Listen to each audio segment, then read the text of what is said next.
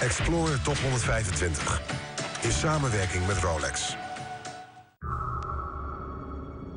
For thousands of years, Stonehenge has been a mystery. Who built it, and what was it for? Now archaeologist Mike Parker Pearson has a revolutionary new theory.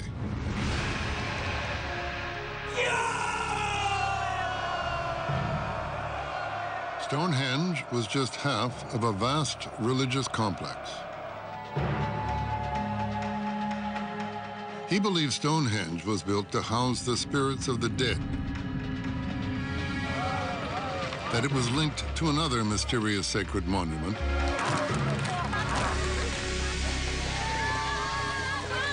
and a prehistoric city lost for 4,500 years. Now, a team of the world's leading archaeologists search for the evidence.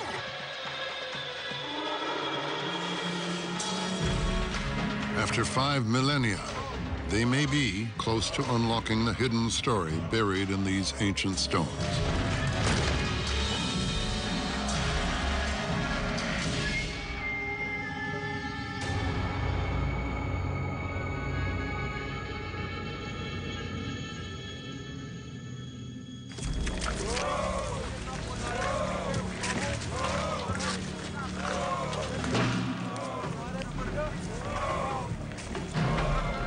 Salisbury Plain in southern England,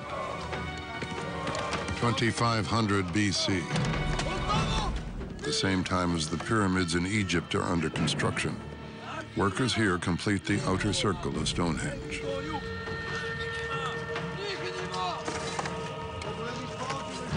They haul huge rocks, some weighing up to 45 tons, across rough terrain.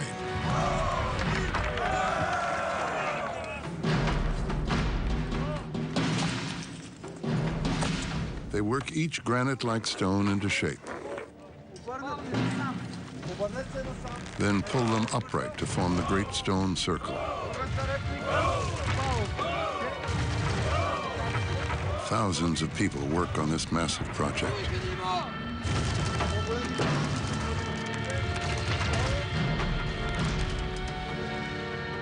When they complete this phase, an inner horseshoe of 5 great arches will be enclosed by a ring of 30 stone uprights and topped by a circle of perfectly horizontal stones called lintels.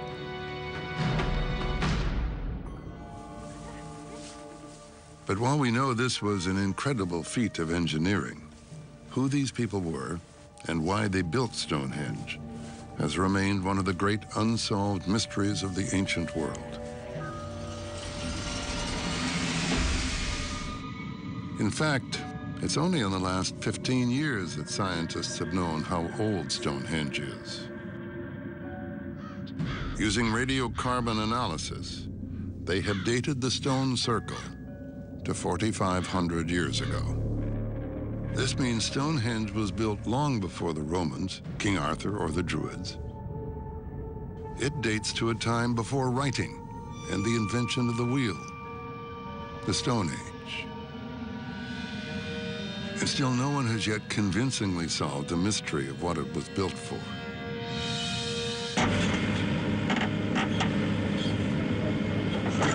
Okay, that's what, no deeper than that. Just that little lump. Up, up, up. In a farmer's field a couple of kilometers from Stonehenge, That's the job. archaeologist Mike Parker Pearson and his team may have finally found the answer.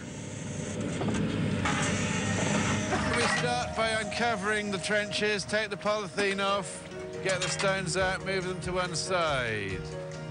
And then we'll all get out there. Thank you. He's leading one of the biggest archaeological investigations of modern times.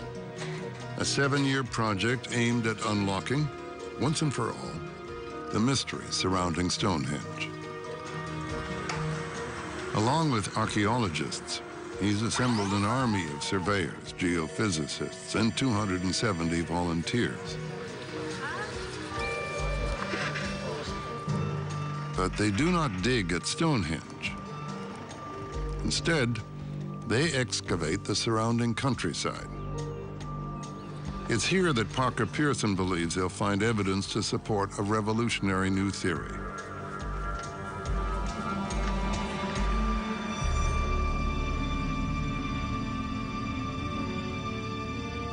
I think Stonehenge is such an iconic monument that most people don't realize that there's a landscape out there that is absolutely packed with prehistoric monuments. And I think the really big jump has been to say, hang on a moment, it's not just a stone circle and that's all there is to it. It's actually part of something much bigger, and realizing that the building project for Stonehenge was just one element of a greater design. Stonehenge sits center stage of a much bigger ceremonial landscape. A grand avenue connects the stone circle to the River Avon, while standing stones, burial mounds, and circular earthworks called henges fill the surrounding area. Now, archaeologist Mike Parker Pearson believes Stonehenge was only half of a vast religious complex. The other half was a mysterious circle built of wood just a few kilometers away.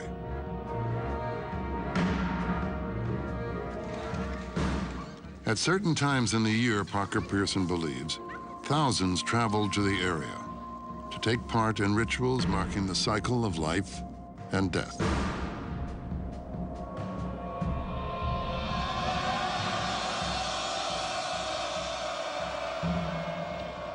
In great processions, they walked down the wide avenues to the River Avon that runs between these two monuments. On this journey, they took their dead to join the ancestors at Stonehenge, and in return, received from the ancestors the gift of life and fertility.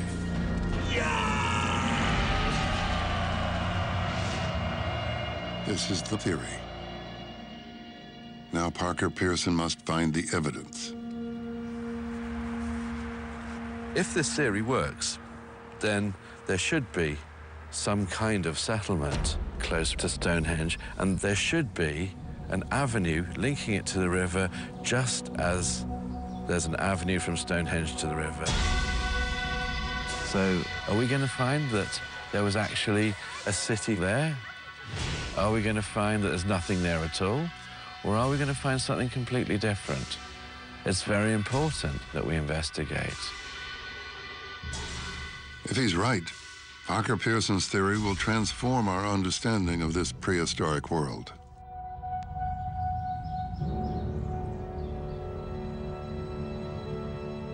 One of these sites that was part of this sacred landscape lies just north of Stonehenge. Known today as the Cursus, this is the largest of the monuments surrounding the stone circle. An earthwork enclosure stretching over 2.5 kilometers. It was once thought to be a racetrack for Roman chariots, but Parker Pearson believes it holds clues to the meaning of Stonehenge.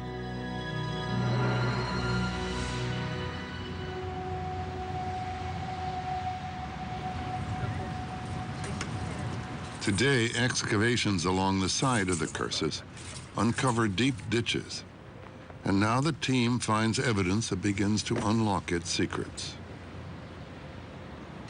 At the very bottom of this great deep ditch, down here, beneath this chalk rubble, we found an antler, part of an antler pick, which is one of the tools that was used to excavate this ditch back in Neolithic times. And that's the first time that we've got proper dating evidence right on the base of this ditch, which is going to tell us precisely when this ditch was dug.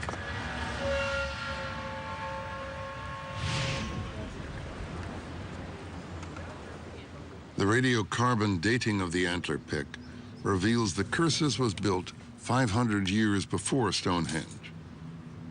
Evidence that this land had been sacred for centuries. But it seems the Cursus played a special role at the time of Stonehenge. Previous excavations have uncovered burial sites south of the Cursus where the stone circle stands, but none to the north.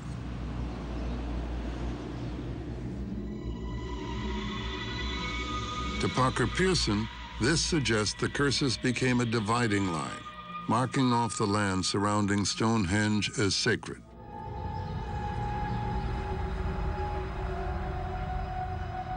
Parker Pearson's belief that this is a sanctuary for the spirits of the dead challenges the long-held view of Stonehenge as a temple to the ancient gods of the sun.